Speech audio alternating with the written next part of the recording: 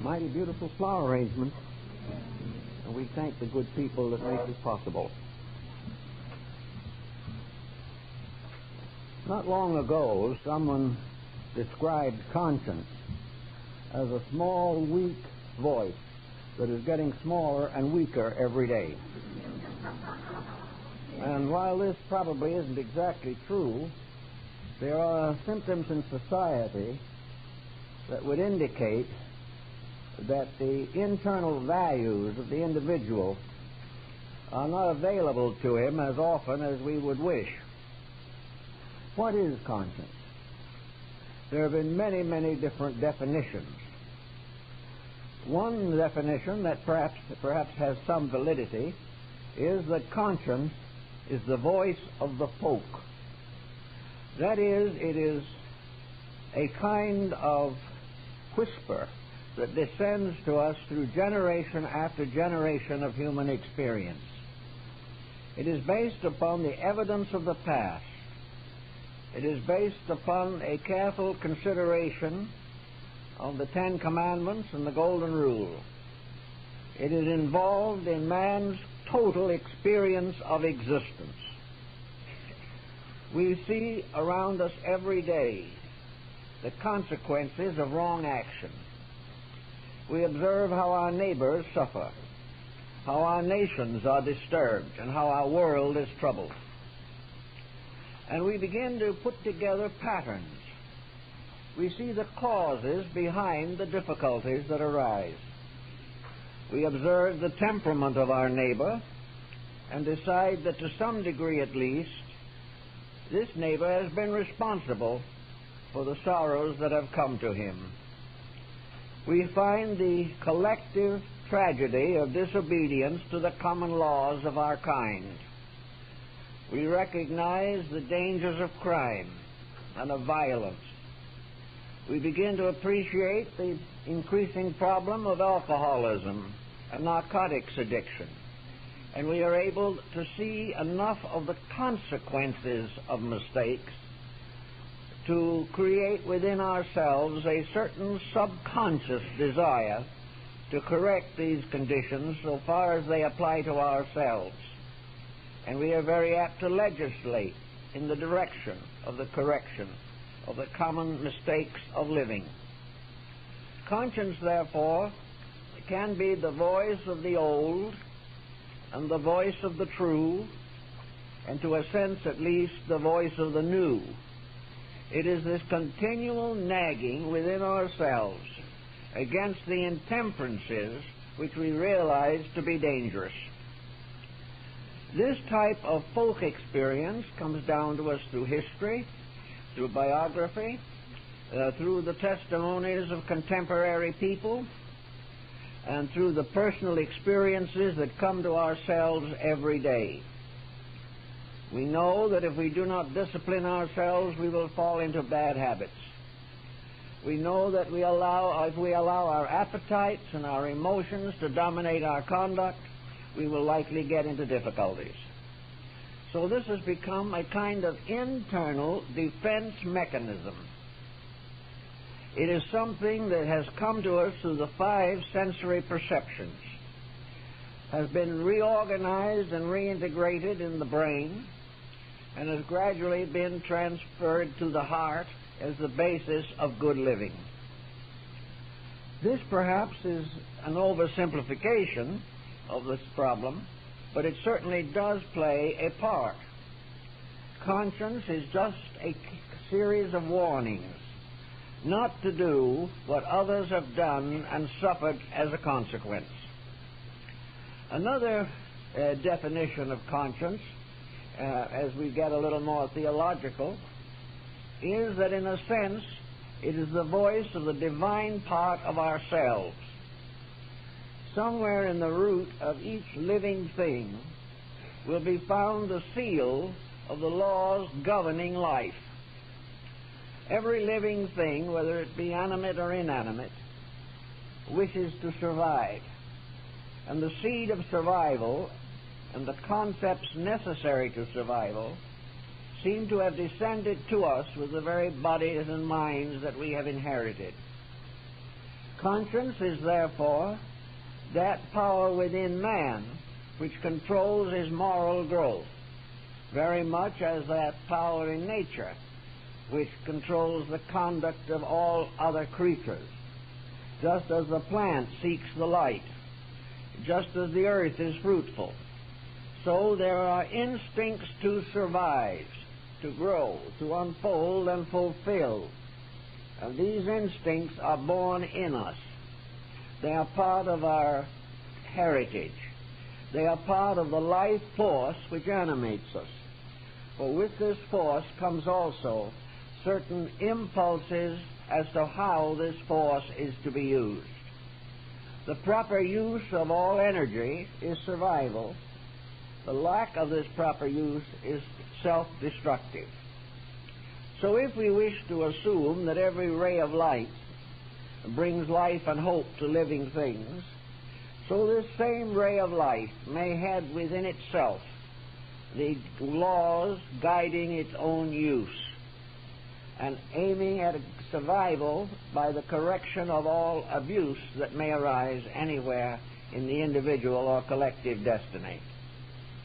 If in truth this principle of survival is in us, it has laws, it has rules, it has systems of its own. Survival is not an accident. It is not some manifestation of a capricious providence. Survival is the result of the obedience of the principles to which survival is associated. Therefore, the will to be happy, the desire to be healthy, the hope for peace and harmony, the intention to do those things which will secure the maximum benefits, these impulses seem to be innate. They are probably in every cell and every blood drop that makes up the human corporeal constitution. They are in everything that exists, because existence continues, unfolds, and survives according to rules. It is not a series of accidents. In an effort to cooperate with the laws of existence, men attained or sought to attain some knowledge of these laws. And all the history of the search for realities has been impelled by this belief that the search will end in security, that the various factors and forces that make up destiny can be and are influenced by conduct, and that conduct itself is the secret of man's securities and happiness. This would carry the idea that there is a certain conscience in nature, that every natural law and natural force has something to do with the principle of cause and effect. And the principle of cause and effect tells us and reveals to us that unless we set up the proper causations, we cannot expect the securities we hope. Now, the search for the rules has dominated us for thousands of years, and the wisest and noblest of human beings have been dedicated to an effort to discover the rules governing life and the development of a character within living things by which these rules will be obeyed. That obedience to rules becomes the most important law for man. This, of course, naturally leads us to another problem. If there be rules, who made them? What is the source of these laws? Are they something that is innate in matter? Are they something that in themselves are eternal? Had they no beginning? Is there no intelligent principle behind them? Is it simply a series of accommodations to the unknown? Many thoughtful persons will not accept this. They do not believe that there can be laws without a lawmaker. They do not believe there can be an orderly existence unless the source of that existence is also orderly. And it has occurred to a great many who have studied human behavior that unless there are rules, there will be chaos. The individual without some pattern to live by seldom lives well.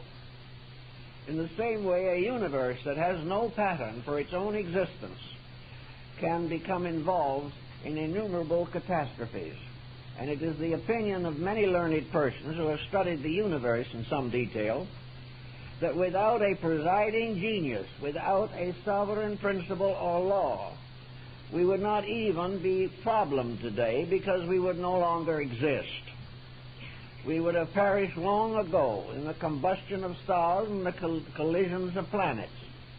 We would have had no orderly defense for our needs or for our joys and sorrows. We realize that there is a strange interlocking of principles and processes all through the universe, and that these in turn are all aimed at providing a reasonable pattern for the existence of existing things. Buddha declared the universe to be a vast commonwealth. It was a vast integration, a kind of strange socialized cosmos, in which all of the principles work together for the common good, and all of these principles are subjectively aware of what constitutes the common good.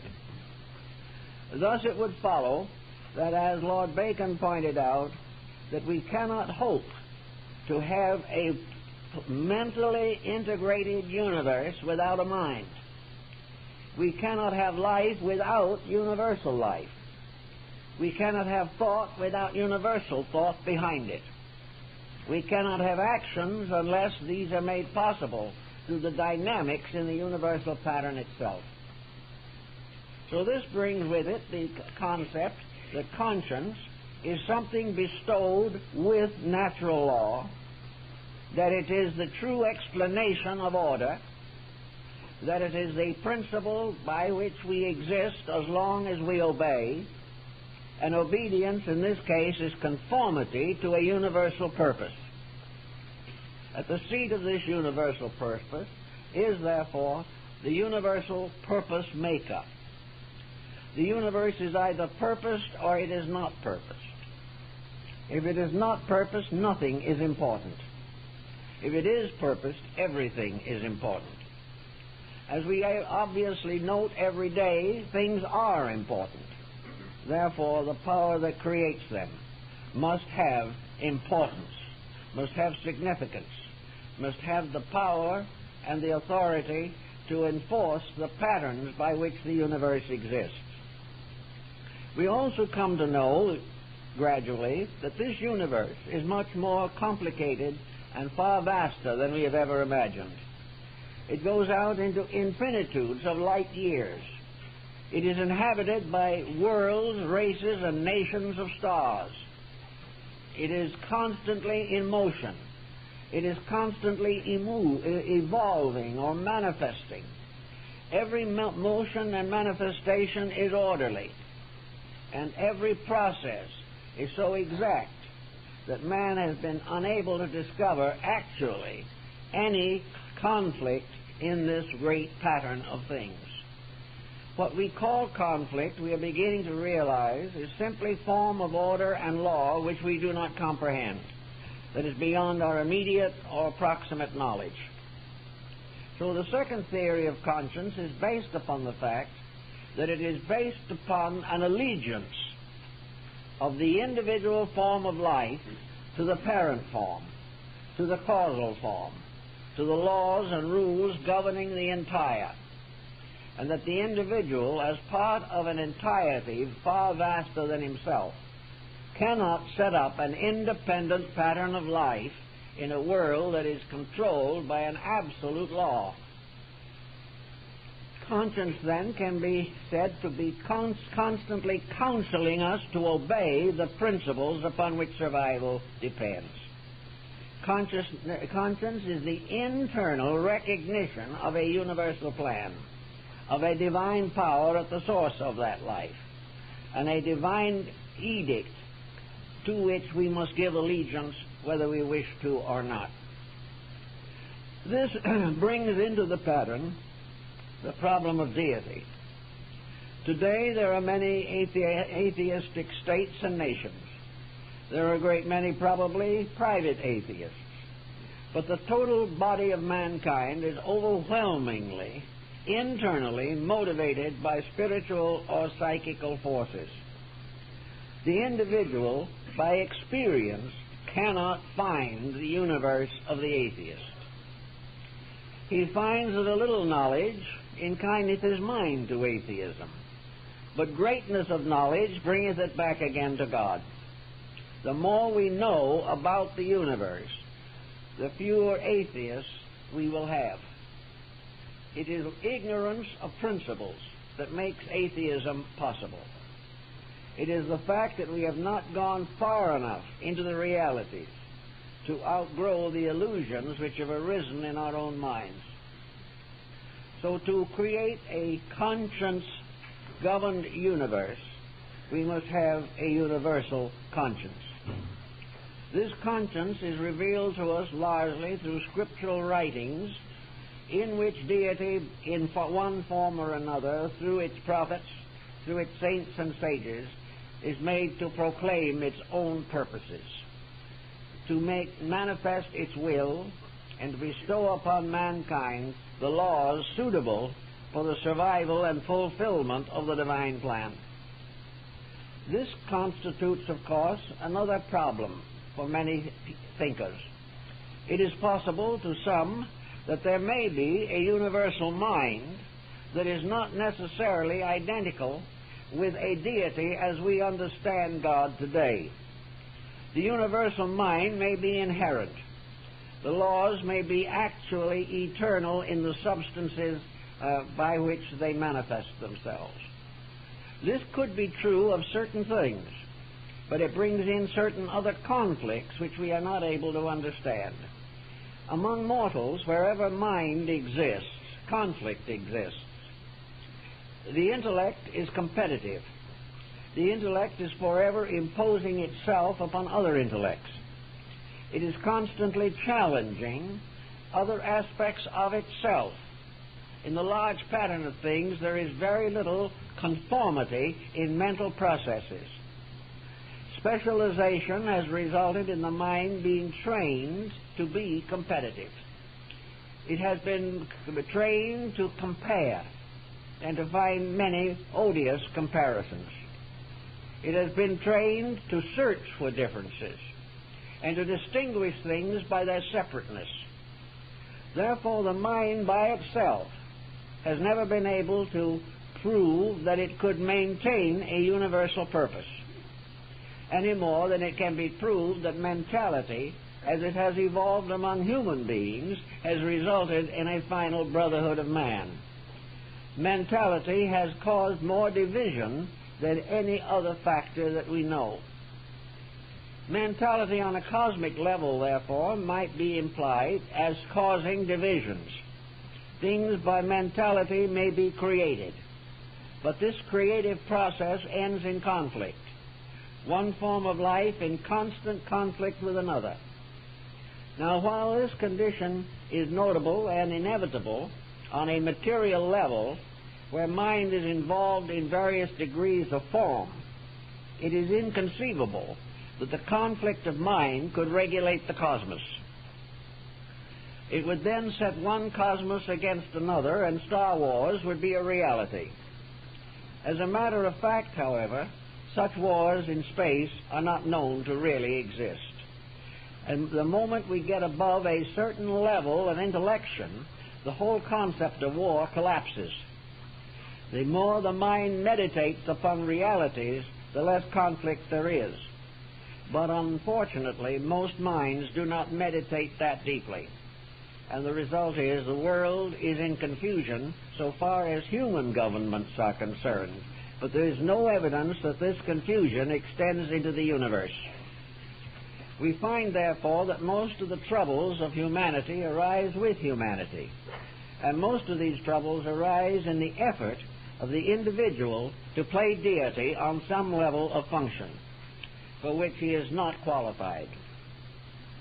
Thus, we have another point of view in connection with conscience, that conscience is something inside of man that is constantly affirming the importance of obedience to the grand plan of things, a conscience that goes far beyond the simple brotherhood of man, but includes it, a conscience that goes on to a brotherhood of worlds, a brotherhood of galaxies, in which everything that exists is there for a purpose and is in relationship to everything else that exists.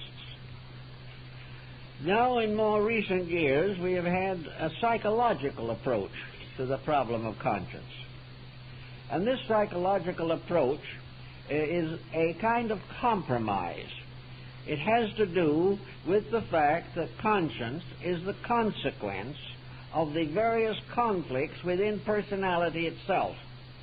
That the individual's conscience is born of his own neuroses, born of his own introversions and extroversions, born of his own acceptances and rejections, and that therefore conscience is completely and entirely personal, and what one person does with a good conscience would afflict the conscience of another person.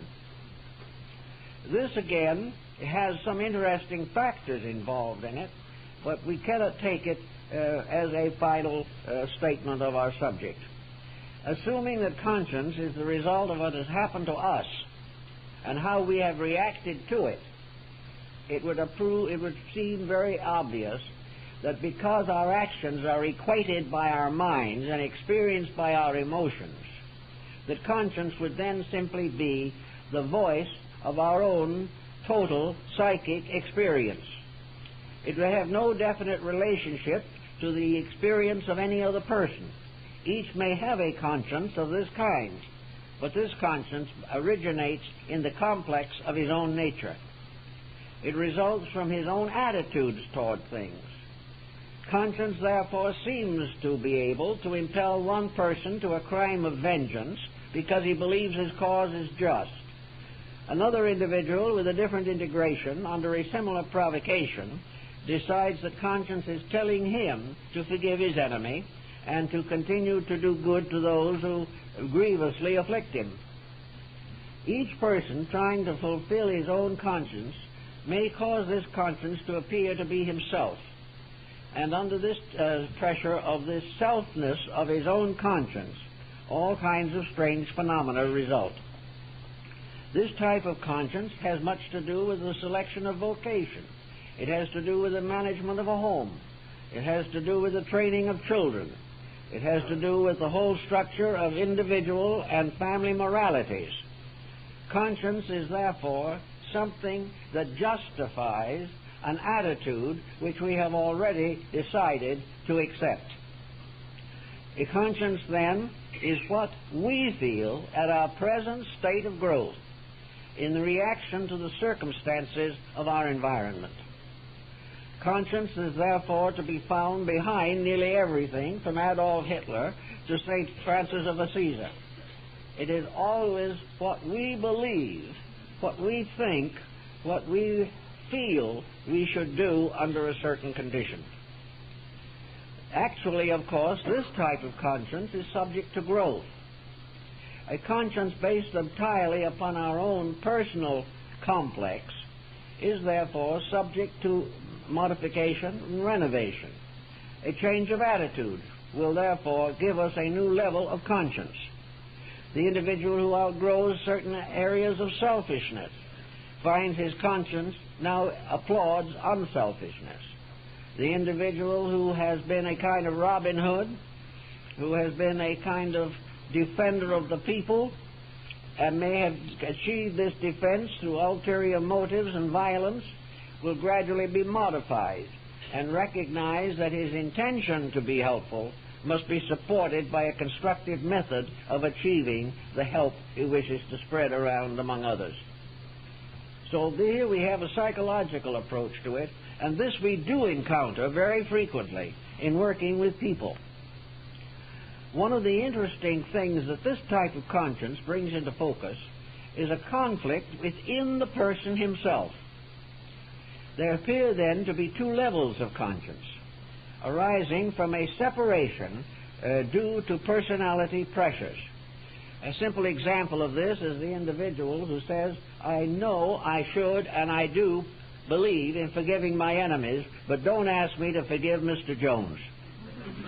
This is different. The mind then builds in a strong case as to why we should not forgive Mr. Jones.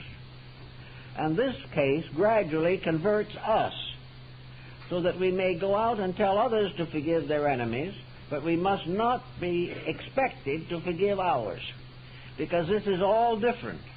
Our own case is unique, curiously just, and against the pressure of non-forgiveness we have no adequate resistance. After a time, perhaps, when we have experienced the misfortunes and tragedies of unforgiveness, we may finally come to the point where we decide to forgive our enemy, to get it over with, and try to reconcile. This period of reconciliation seemingly comes nearly always as more solutional than the continuance of the grievance. Therefore, we find a certain peace or a certain release when we get over negative or destructive attitudes. But for many persons, this type of release is very, very difficult to attain because of the tremendous emphasis upon self. This brings the ego, or the personal self, into focus as a factor in conscience. The individual has his own personal integration. He is a self-centered human being. To him, the most important thing in the world is himself. That he shall achieve the fulfillment of his own purposes becomes the major reason for life. While this remains, conscience is defeated. And yet in its place is a pseudo-conscience which justifies all and makes all these ambitions perfectly proper. The case in point, perhaps, is a certain man who in a very dishonorable, vicious manner accumulated a huge fortune. After he had accumulated it, he began to realize the penalty that he had to pay in order to gain what he had. Little by little, this pressure of what he has becomes too heavy a burden, and there is a change in his own internal life. This individual in later years may give away his fortune or devote it entirely to benevolent purposes. He wishes to get rid of the conscience hurt that has developed as a result of his previous conduct. Usually only experience, time, and suffering will bring about this type of reformation. But it does arise when the individual discovers the negative consequences of the negative causes which he himself set in motion. Under this type of pressure, we find sometimes that the worst sinner becomes the greater saint, because finally we can no longer endure the conflicts set up by the consequences of conduct that was basically dishonest in the first place. This type of conscience problem has resulted in numerous benevolences in which the individual seeks to restore his own comfort of inner life by various humanitarian acts and philanthropies which will compensate for his personal selfishness. Selfishness and self-centeredness, of course, block conscience always. The Greeks pointed this out very clearly, that the soul has very little opportunity to express itself as long as the strength of the ego remains unbridled or unrestricted. The ego in the individual is based upon the simple fact, I want what I want. Also, it is there to justify getting what we want. And if someone questions this as being a proper way of growth, the individual will then point out that everyone else is doing it that way, and therefore he shall continue. In other words, he uses the delinquency of society to justify his own personal compromise of principles. Locked in this self-centeredness, therefore, as long as the individual is concerned primarily only with the satisfaction of his own ambitions, he can never actually obey or receive the inspiration of inner conscience or consciousness. Now, another phase of this subject comes in with the doctrine of the human soul. Most ancient peoples believed that spirit and matter are bound together by a psychic factor in all living creatures. This psychic factor is a blending of the divine and the material. It forms the bridge between the natural man and the man of God. It becomes the link by which heaven and earth are bound together in a benevolent conspiracy. The soul, therefore, in man is variously discussed. To some, the soul is a kind of new entity that is born in man, but never dies. It is the immortal mortal. It has a beginning, but no end. And this in itself is scientifically difficult to explain, and scientists have given it up. But it is still true that in terms of some theologies at least, soul is referred to as a one-ended stick. It is something that begins but does not end. In Christian mysticism, the soul represents a kind of psychic body. It is the body of Christ in man. It is the embodiment of the Christ principle of redemption within the nature of the mortal being. The soul is therefore constantly seeking the growth of the person. And in the problem of evolution with man, there comes a time of transition in which the leadership of man himself, his own leadership over his life, must be transferred from the mind to the soul. To most mystics, the soul has been seated in the heart. And in most Oriental religions, the soul seeking is called the heart doctrine. It is the gradual victory of a superior power beyond man's formal, physical, material integration. The soul is something that lives and grows and exists within the individual. The soul is nourished according to the virtues of life. The soul grows when all positive elements of experience are built into it. The soul becomes a measuring stick. It becomes a kind of thermometer which tells the condition of the total being.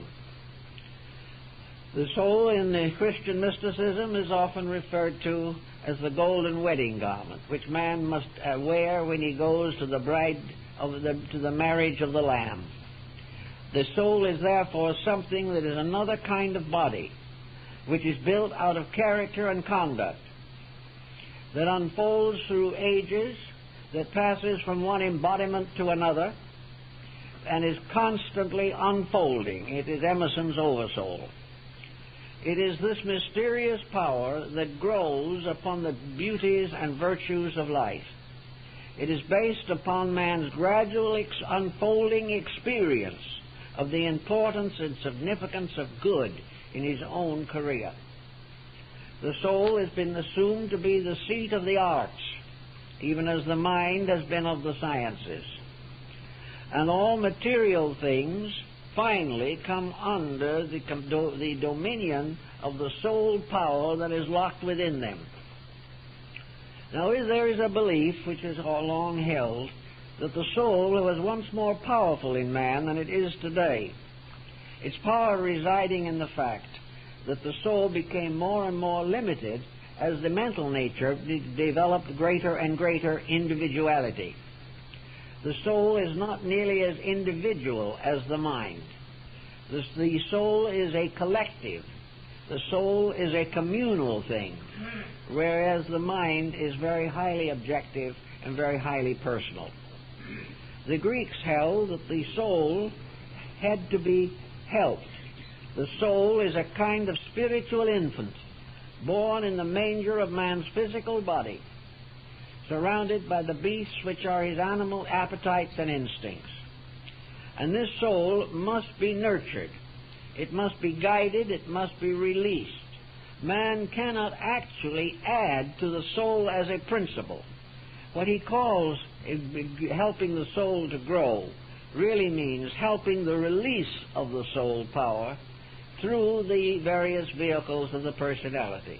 Growth is therefore for the soul release unfoldment, the gradual coming forth of that which is better through the instrumentality of human effort and dedication. The dedication to the soul becomes the power which gives it nutriment. The soul is fed by the virtues of humanity. Each individual feeds the soul by his own dedications, by his allegiances to principles, by his recognition of the unity of life, the beauty of living, and all of the related matters. The soul rejoices in great art, great music, and most of all, it rejoices in great virtues. It also comes just as easily and just as immediately to the most simple person, for it is simply the gradual release of the best part of himself through the rest of himself. The soul is a link, then, between an individual with his personal attitudes and the universal principle from which he is suspended. It is the effulgent blossom with its roots in heaven. It is the rose of the west mystic, and it is the lotus of the east. It is the symbol of the release of that part of man which is the best part of himself. But it is built gradually over a long period of time by the gradual accumulation of constructive achievement. It is enriched, it is renobled, it is released into expression by the effort of the individual to grow. He is not actually bestowing something upon the soul any more than food actually creates the body, but food maintains the body, and good maintains the soul, giving it ever greater expression and greater spheres of manifestation. The release of the soul was therefore the great work of antiquity and of alchemy. It was the gradual regeneration of the individual from within himself, only possible because there was within himself forever and always the seed of his own regeneration. This concept is gaining greater popularity today also, especially as we begin to recognize the fallibility of the mind upon which we have based so many of our conclusions. That the mind by itself is suitable of achieving the ends we desire is now regarded as unlikely. It is not being justified by any experience that we have. Now, the idea of the world soul is involved also in the great triads of universal religion. In the Platonic and Socratic school, we find the great trinity of divine power described as the One, the Beautiful, and the Good. The One represents the Spirit, or divine power locked within man. The Good is the representation of conduct, morality, action, the performing of those deeds which are good. And between the One and the Good is the Beautiful. And the Beautiful was the second person of the ancient triad and is the messianic principle in Christianity. The Beautiful is represented under the term of love. It is the glorification of all that is constructive, idealistic, and noble in the composition of man. It is the release through man of the God-man within himself. It is the release through the personality of the psychic center of adoration and veneration which is natural to all created things. The soul, therefore, becomes, in a sense, the individual savior of each person in whom that soul has residence. This redemption from within was the essential principle of the doctrines of Böhme, the German mystic. For to him the soul was like a little seed planted in the heart, which would grow into a great tree, and the branches of which were the medicines for the healing of the nations. The soul is something that is a kind of second birth. For the body is born from the womb, and the soul is born from the heart, says the German mystic. And this is very largely the basis of conscience.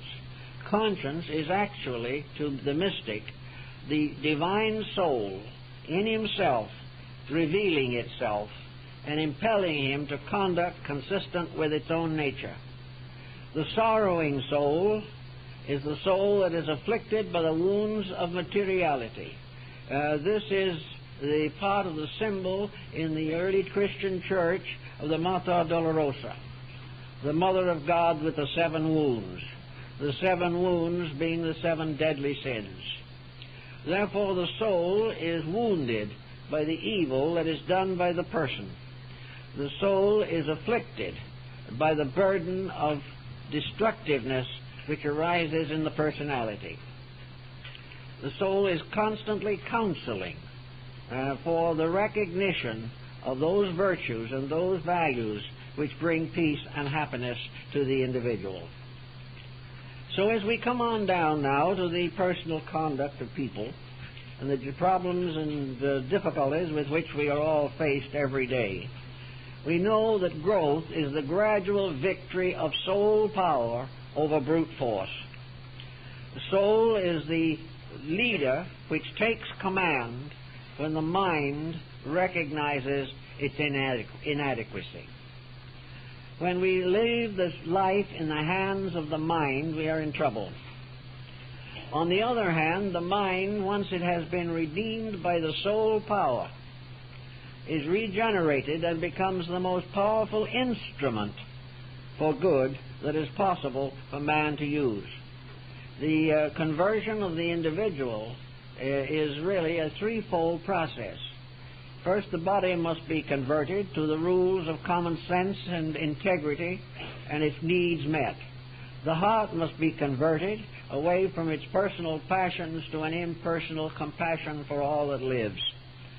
And the mind must be converted so that it is no longer the instrument for the gratification of self-seeking, but becomes what it was intended to be, the instrument for the instruction of the whole world and the instruction of the mind, the sharing of the knowledge of the soul. The soul is therefore the ruler of the mind, and when this rulership is compromised or denied, the life begins to drift into problems.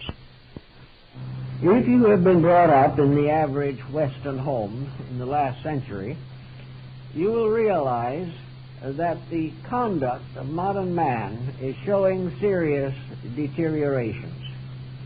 And this means that the conscience, the collective conscience of the public, has been gradually blocked by negative factors. Quarrel in his book of emblems, which we know are unfavorable. We try to live a little closer to conscience. We try to recognize the fact that when we say with our lips that a certain change is necessary to us, then it is high time for us to vitalize our words and begin to live according to this higher level of belief or conviction. A common occurrence of this today is alcoholism. The average alcoholic does not want to be an alcoholic. He wants whatever he believes to be the temporary benefits of intoxication, but he does not want to destroy his mind. He does not wish to inflict upon his body a situation that will give him years of physical pain. He would like to get over it, but the habit is hard to break. Some have found release through Alcoholics Anonymous. Others have taken the situation in hand personally and corrected the condition. But when they did so, this was a victory of soul power over brute force. It was a victory of the inner life over the habits of the body and the mental emotional complex. The individual who has been leaning upon some artificial stimulant or relaxing factor, when he begins to depend upon himself and is no longer dependent upon these false values, he is also confronted with another problem. Namely, is his own self sufficiently dependable? Can he really back up his desire to improvement by taking the course that may bring some temporary discomfort or inconvenience? Is he strong enough to break a bad habit and survive the changes that this breakage will cause in his life pattern? This is something that, again, is becoming a very definite issue. Another one, of course, a very, very definite one, is the spread of various narcotic addictions among young people. Most young people today are aware of the tragedies of various hard drugs, but they are not able to escape the pressure of the peer group, and they're not able to break the habit once it has moved in upon them. They do not have the experience in life, they do not have the personal strength, and in most cases they do not have the family strength to assist them to make this correction. So the problem remains one which they will have to begin at least to work out within themselves through a private, quiet dedication of conduct to what is known inwardly to be true. This knowing inwardly that there is something better than what they are doing is a voice of conscience. It is something that tells them that it is not necessary for them to be weak. But in order not to be weak, they must become strong. They must take hold of their personal lives. If they do not take hold of these lives, they will gradually fall into the common failings, ailments, and tragedies of their times. Now, in many character problems, we have the same situation. Wherever the individual can honestly say to himself that he is not doing what is best for him, conscience is telling him something. Conscience is warning him. Conscience is trying to inspire him to make the necessary temperamental and personality changes. The most dangerous and important of these reformational processes is to gain some form of control over attitudes. Attitudes simply are very difficult for the individual to find solutions for. We have all kinds of attitudes that are simply not good. Nature, and involving soul power and conscience, very often helps gradually to get over attitudes that otherwise would be crippling. The individual who is under sudden grief, for example, may for a time be badly disoriented, but in the course of some months or a year or two, nature begins to heal this. And unless the person centers and intensifies the neurosis, he will gradually recover. There are other attitudes, however, which become more fixed with years, and these are attitudes of temperament or disposition which have been nursed perhaps since childhood. Therefore, the beginning of the release of the soul is through obedience to conscience. And if this conscience, when it does come through, does not invite in the right direction, then what we are suffering from is not a wrong conscience, but an inability to break through a personality pattern. Very often what we call conscience is nothing but attitude. And if the conscience impels us to do that which is not beautiful, not good, not essentially progressive for ourselves, then it is not conscience at all. There is no such a thing really as a bad conscience. It is a conscience burdened with the sins of the flesh. This means that we cannot always depend upon the inside. We do not know where inside pressures come from. Some of them may be of God, but some of them are merely pressures of our own ego, our own personal attitudes, trying to force themselves into a dominant position. Attitudes trying to become dictators of careers. And where this sets in, we also have to have the wisdom to note the false doctrine that is being forced upon us by our own selfishness and self-interest. Wherever we find lives that are not interesting, not useful, not constructive, not busily engaged in some worthy purpose, we find lives that have more or less fallen victim to self-centeredness. The individual who has no way, as far as he can imagine, of doing good is simply one who has measured good in the terms of his own attitudes alone, and not in terms of the things that need doing. The older group, or the more aged people, have some more of this problem to consider. When they retire from some active occupation, which has acted as a general guide and rule, they fall back upon themselves. And sometimes when they fall back upon or into themselves, they fall into a vacuum. They fall into a condition in which there is no longer any particular incentives to do anything. These people, maybe with 10 or 15 years of good life ahead of them, simply descend into an inertia. They do nothing but waste time. They try to find something to do to fill the days that they are going to be here under Social Security. They are trying to get out of this world slowly but painlessly. And of course the problem is such that they usually fail in both cases. The individual who has time must recognize that life is a commitment to usefulness. Every individual who is not bound by some labor over which he has no control must place himself under the control of a constructive purpose. If he does not do this, he will not grow. If he does not grow, he will face the future with a poor hope. He will also carry away from this world less of good than he should. This life should be an experience which we take with us, in which we are glad, in substance, that we have been given the opportunity to grow. But there is nothing more tragic than to be given an opportunity and waste it. So older persons on retirement patterns should find things to do that mean something. They can always, in these days of great stress and trial, find useful outlets of some kind. They can assist those who are more unhappy than themselves. They can share whatever they have of insight and understanding with those in need. They can help disillusioned persons to realize that there are good people around them, even though they have not previously known many of them. Everywhere, growth is the answer to the problem.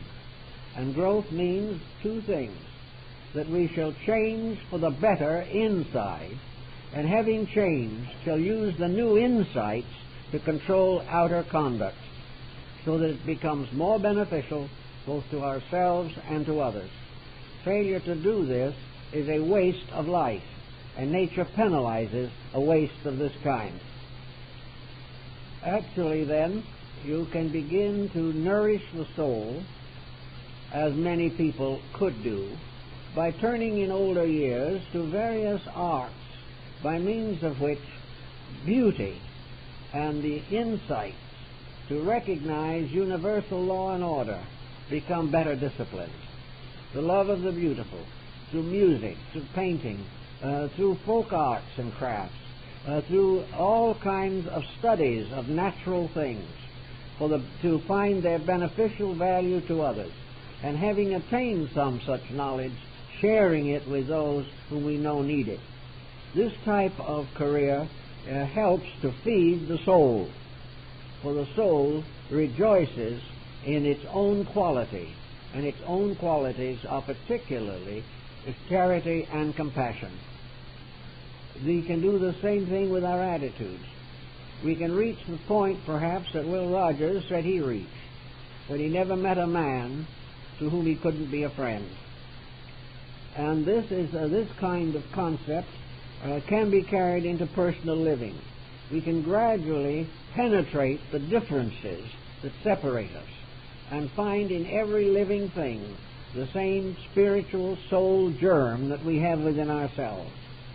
We can gradually regain our own equilibrium in a world of unbalanced factors. We can develop a new understanding of religion. We can find how to meet and work with people of other faith pleasantly, comfortably, happily, joyfully. We can begin to understand the great systems of thought that have helped to advance the world. And wherever we learn a new idea, we must apply it to our own conduct. If we have a mental extension, it should result in a material improvement in our orientation. And wherever we have leisure, wherever we have opportunity, we should carefully guard and censor our conduct under these new insights that have come to us. This is also a very valuable factor in improving the general condition of the world around us. If we do not support corruption, we will not have so much of it. If we find our television screen is not giving us what we want, we can turn it off. And in so doing, if enough persons do this, the changes will occur that we want. We can do the same thing with every expenditure. We can stop being wasteful. We can be more wise. We can control our own appetites. We can keep out of debt. We can make various adjustments in which our own personal improvement becomes a unit in social improvement. And as more and more persons awake to these realizations, the world itself improves. And as the world gets better, the voice of conscience in each of us will get stronger and be more available for the improvement of our environment. We can stop wasting. We can stop deceiving. We can keep the speed limit. We can do all kinds of things which do not really interfere with our social life in any major manner, but which will indicate that by degrees we are overcoming that instinct to chisel that is inside of so many of us. We will begin to think in terms of honesty, of weights and measures. And all these things will rest as a crown of peace upon the conscience. For the conscience wants these things. The conscience is there to give us advice in time of trouble. In the old doctrines and philosophies, conscience was an elder, a kindly old counselor, a sort of paternal grandfather, the voice of long ages of experience, given out and turned and transformed into the simple needs of coming generations. As children once gathered around their grandparents to hear the stories of old times, so the conscience within us is an eternal teacher. It is something that is constantly giving us the benefit of all of the living of time, all of the past and all of the days that have gone by, and also inspiring us to live better today and to build a better future for us all. If we listen to this, if we really allow it to speak, it will give us not only a clearer insight of what to do next, but will help to give us the strength to do what is next. This is another very serious problem, namely that the average individual wants to grow but does not know how. He does not know what steps he should take. He does not know how he should begin to improve himself. Education should have taught him this long ago, but it didn't do it. Religion should have taught it to him. It did in a way, but it never gave him the vital impulse to accomplish now those things which are most immediately necessary. Because of this, and because of the fact that environment is doing very little for us and much to us, we are in doubt as to how to start to grow. If we want to listen to conscience, if we want to follow it, how do we proceed? If conscience is really a step ahead of us, which is usually the case, how do we take that step? I think the answer to that becomes more or less obvious in the way in which conscience operates in the individual. Conscience usually steps in at a moment when the individual is under temptation to be less than himself. Conscience comes in as a result of repentance over an action which we know we should not have committed. A conscience may point out that we have said an unkind word when a kind one would have been more useful. Conscience tells us that we shouldn't have tried to get more than we were entitled to in some transaction. Conscience may tell us that when the wholesale price goes up 5 cents, we are not entitled to raise the price of the article by $5. These things we know, and if we're quiet for a moment, we realize this. But as a conscience bomb, we take another drink and keep on. Actually, when this voice of conscience begins to speak, all we really have to do is listen. And when it says to us, you shouldn't have done that, then we should try definitely to understand why we shouldn't have done it, and if possible, to undo the thing that we did that was wrong. And to remember the next time. For once you do a favor for conscience, you do something it wants you to do, it is more available on the next occasion. Having some more confidence in you, your conscience begins to be more active. And it will warn you beforehand what is likely to be the consequences of a mistaken action. The Pythagoreans had an exercise for this. At the end of each day, they went over the day and estimated it. They sat in judgment upon their own conduct. They remembered in detail how they met a situation. And if a meeting of that situation was obviously not good, they studied it, thought about it, and tried to decide what they should have done instead. By following this rule every day over a period of time, they gradually anticipated their mistakes and were able to rectify them before they actually occurred. They began to realize the attitudes which were peculiarly negative, or the temptations which they, as individuals, had the greatest difficulty in resisting. In one person it might be one temptation, and in another person a different temptation. But each in retrospection found out his own problem and also the consequences. And the consequences usually were sufficiently clear to form a basic documentation for a better understanding of the situations. Thus, by retrospection, we find out how much better we could have done something, how we could have prevented an antagonism from arising, how we could have forgiven a slight insult or a slight by a deeper understanding, and where it became obvious that a chilliness was developing within the structure of a family, how we could prevent this from getting worse, and how, in all probabilities, we could correct it. By retrospection, therefore, the individual finds out how much better he could have been than he was. And this discovery is usually quite valuable. Also, in the term of soul power, there is a certain contentment that comes in as an interesting factor. It has been said that man was not born to be happy, but he was capable of contentment. Happiness is a very large term. For most persons, it involves considerable extravagance, and in a great many instances, compromise the principles. But contentment is a state of inner peace. It is the individual who lives without regrets, an individual who has found in simple things that which is necessary for his contentment.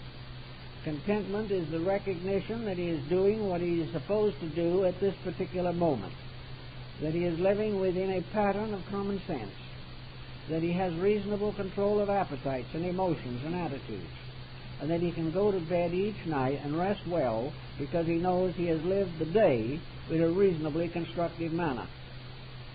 Comfort is important, of course, but in comparison to this problem of living in a conformable manner with principles and ideals, this is what we might term the nearest approach to basic happiness that we can know. Contentment is to be in harmony with the purposes of the soul. And this harmony means in harmonious relationship with conscience. There is nothing that we are doing that conscience says is not right. In this way, we can live in a very comfortable manner within ourselves. We cannot strive for the great and exorbitant satisfaction that we think to be necessary. We can be satisfied to live in a manner which gives us internal peace. Actual obedience to conscience is the source of internal peace. There is no longer any contradictory process working in us. We believe a certain thing, and that which we believe, we do. And if we find by experience that our belief was not good, we are not ashamed to change it. We do not have to be consistent with our previous attitude. We simply have to be right. And when we are right, we are comfortable. And when we are comfortable, we are contented. And the processes of growth within ourselves are advanced. where we break faith with our principles and are not contented, where we are no longer in a comfortable internal state, it is now becoming increasingly obvious in the world of science that our conflicts with conscience are a contributing factor to many ailments. The physical body does not flourish under conflict. The physical body is not happy when the individual must live in a state of continual remorse over his own misdeeds. The body does not flourish under excesses of any kind. The digestive system wants you to be a contented human being. And when discontent comes in, dyspepsia comes in with it. When the individual no longer fulfills the simple impulses of his normal conscience, the high blood pressure comes along. Then comes all kinds of medications, most of which are intended to block symptoms, the cause of which does not lie in the body, but in the psychic integration behind the body. So wherever there are efforts or trials to go against the normal, the conscience, the rightfulness, the peace, the integrity of living, the body begins to suffer. Now, no one really enjoys suffering. They do not like pain. They would prefer not to have it. And one of the ways to reduce it markedly is to reduce stress. And stress is nearly always the effort of the person to bluff his way through something that is not right. Stress is a desperate determination to fulfill willfulness. And it is, as the old Zohar says, it is from will that evil fell. The self-will is the source, in most cases, of corruption and discord. So as long as this self-will forces us to do things that are not as they should be done, we're going to be sick. And sickness, in turn, gradually becomes chronic with the habits that cause it. And while there's no possible way of saying that we can overcome all illness at the present time, or that we can live indefinitely in a corporeal body that wears out, it is perfectly possible to say that the suit of clothes we have on now is going to fit better and wear longer if we take care of the attitudes of the person in it. If we take care of the problems of our own conduct, we will have this body in a better shape longer than we would otherwise. It is our own abuses and misuses, but it is not just simply that we stand in the draft and get a cold. What we are really suffering from mostly is not a draft. It is a pressure from within the ego. It is this tremendous determination to do what we please in a universe in which the law says we must do as we should. And the conflict between self-will and the divine will goes on until man obeys. And what he must obey, and how he must obey, and when and where he must obey, are available to him in the form of the answers given by conscience. Conscience can lead him out of most of the slough of despond, which is mentioned in Pilgrim's Progress, and lead him into a contentment, an adjustment, a consistent relationship with life that is useful and purposeful. If he has mistaken submerged desires for conscience, he'll find out, because these submerged desires will not cure the problems.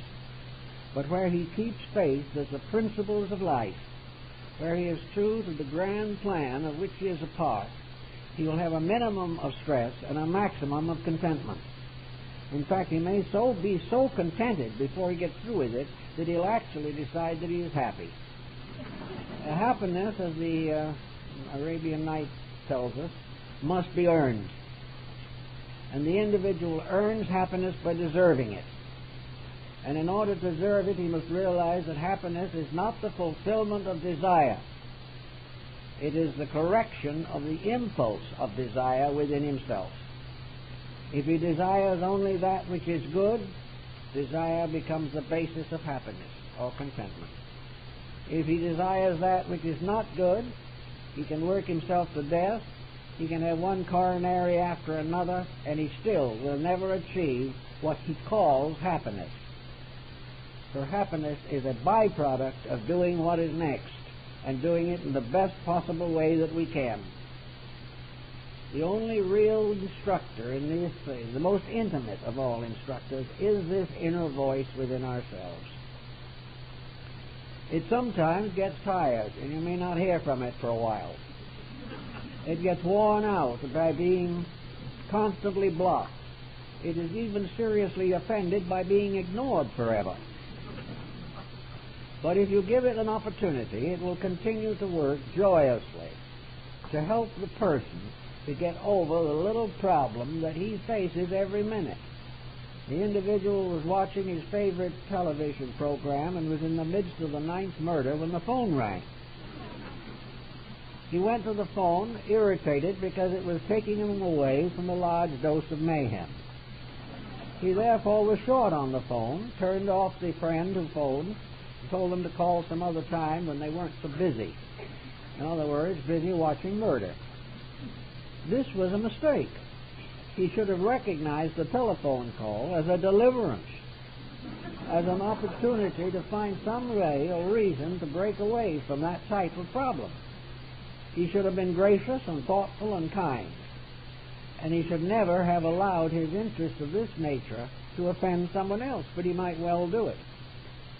Therefore, if his conscience had been leading him, he would have been at least kindly and realized that even if he missed his favorite murder, it would probably be repeated 50 times in the next 30 days. Taking a different attitude. There are no interruptions. What is an interruption is a breather. If it's an interruption we don't like, we're unhappy about it. But whatever it is also an opportunity for the individual to express a better part of himself, to be selfless, to be more thoughtful, to be more kind, never to be rude or crude in relationships simply because he's busy pleasing himself. Gradually, the conscience